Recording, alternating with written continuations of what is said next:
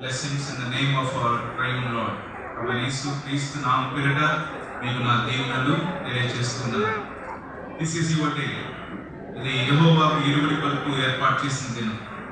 మీ ఇద్దరి మనసుల్లో ఒకరి పట్ల ఒకరికి సమ్మతి గల మనసు దయచేసి దేవుడే జరిగిస్తున్న కార్యం. సో కాబట్టి జరుగుతున్న ప్రతి కార్యక్రమము ఏదో ఆచారపరంగా కాదు.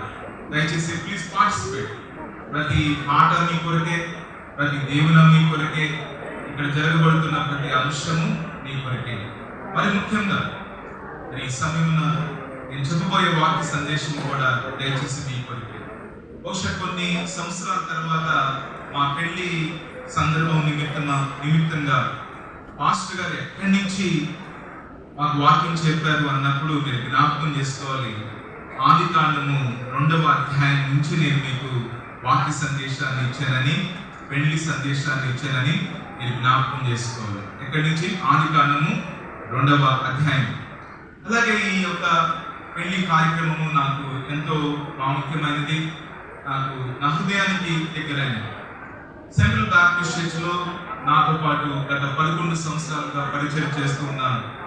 రెవరెండ్ ఎన్ డానియల్ గారి అన్నమ్మ గారి ఏకైక కుమారుడు యేసుదాస్ యొక్క వివాహం, నా స్నేహితుని కుమారుని యొక్క వివాహం, నా పరిచయంలో సహకారిగా ఉంటూ నేను ఎంతగానో ప్రేమించి సంఘానికి ఎంతో ఆశీర్వాదకరంగా ఉన్న ఈ కుటుంబంలో జరుగుతున్న వివాహము నా హృదయానికి దగ్గరగా ఉన్నది. ఈ పెళ్లికి ఆషామాషిగా సిద్ధపడలేదు, కానీ మేము ప్రార్థన చేస్తూ సిద్ధపడ్డాము, సంఘమును సిద్ధపరిచాము, కుటుంబాన్ని సిద్ధపరిచాము.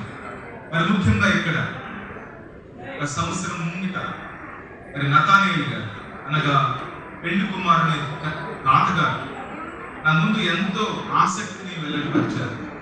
బాబు, మా మనవడి పెళ్లి చూడాలి అని చెప్పి దేవుడు బూదియమ్మ గారికి, నతానీయులు గారికి ఫలం అనుగ్రహించిన ఆశీర్వాదాన్ని బట్టి దేవుని పనులు చెల్లిస్తున్నాడు.